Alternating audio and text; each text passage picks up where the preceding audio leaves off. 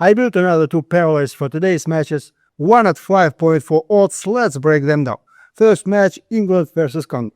Here I found a very interesting and, in my opinion, pretty reliable option for the main parlay and also a juicy option for the wild parlay already at big odds of 2.6. In my opinion, this is exactly the type of match where the line might overrate the attacking power of the favorite and underestimate how ugly and sticky the actual game can be. And now I'll explain why.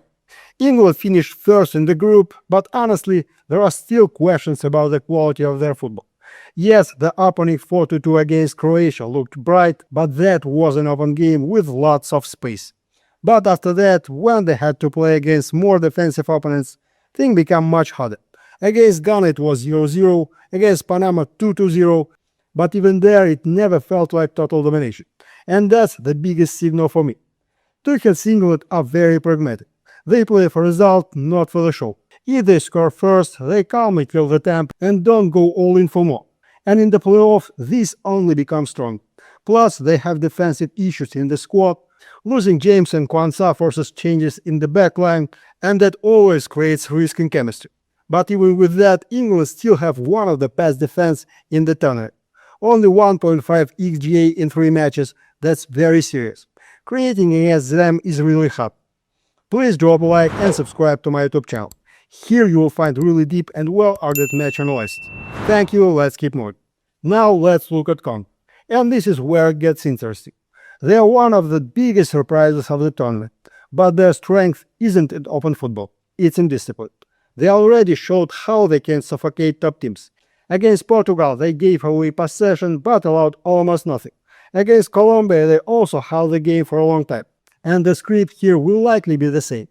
Congo will sit deep, close the spaces, overload the middle and wait for air counterattacks. And England don't like breaking down these low blocks. Ghana already showed that. I think we are getting a very sticky game here with not many goals. England will probably find their goal. With the class of Bellingham, Kane, Acca or Rashford, one moment can be enough. But I don't expect a blowout. Congo know how to suffer, know how to fight and are physically ready for this battle.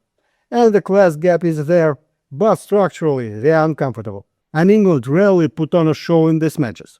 I think this is the perfect script for low-scoring football. England pressing, Congo defending, few chances, broken tempo, heavy duels. And even if England score, they may just shut it down. That's why for the main parlay I really like under 3 goals. It fits both styles perfectly. And for the juicy option, I would look at England to keep a clean sheet at 2.6. Guys, here's my Telegram and my stats. I work as transparently and honestly as possible. I even pay taxes as an individual entrepreneur.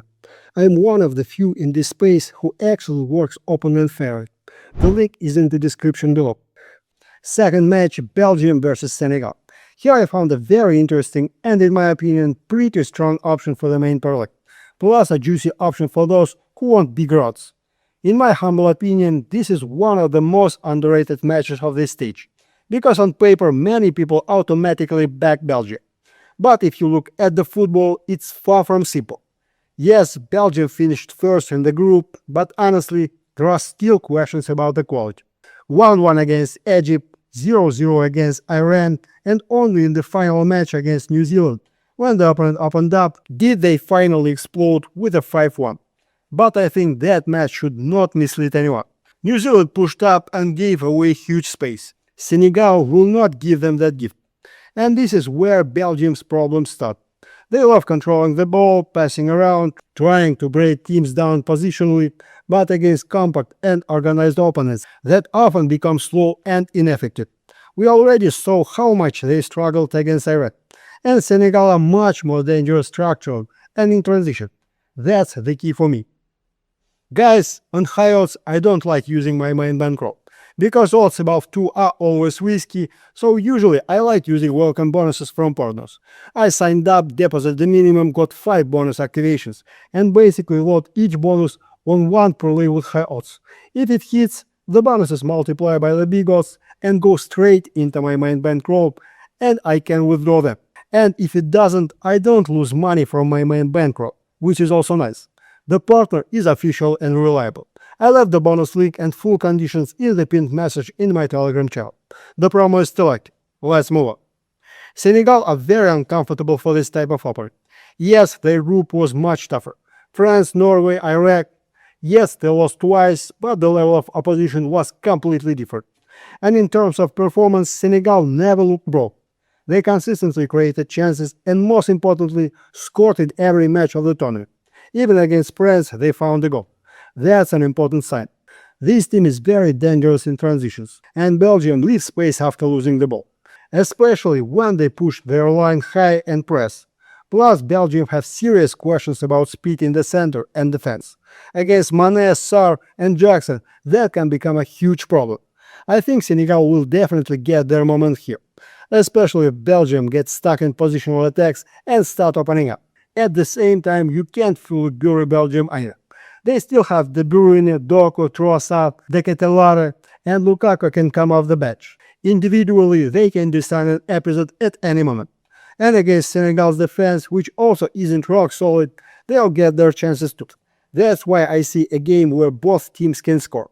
But for the main parlay, I prefer Senegal to score. And for the juicy option over 2.5 goals at 2.1 looks very interesting for me.